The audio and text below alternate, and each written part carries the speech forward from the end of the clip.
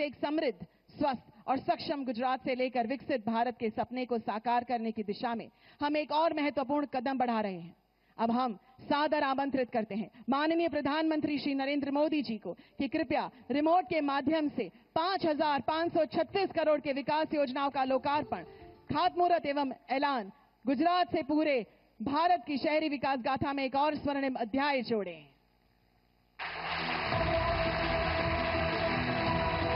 2005 થી 2025 આ બે દાયકામાં ગુજરાતે શહેરી વિકાસને આપ્યા ઐતિહાસિક સ્પીડ, સ્કેલ અને પરિણામ.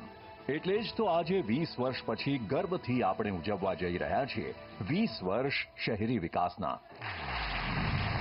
हमसे एक समृद्ध, स्वस्थ और सक्षम गुजरात से लेकर विकसित भारत के सपने को साकार करने की दिशा में हम एक और महत्वपूर्ण कदम बढ़ा रहे हैं। अब हम सादर आमंत्रित करते हैं माननीय प्रधानमंत्री श्री नरेंद्र मोदी जी को कि कृपया रिमोट के माध्यम से 5,536 करोड़ के विकास योजनाओं का लोकार्पण, खातमुहूर्त एवं ऐलान गुजरात से पूरे भारत की शहरी विकास गाथा में एक और स्वर्णिम अध्याय जोड़ें।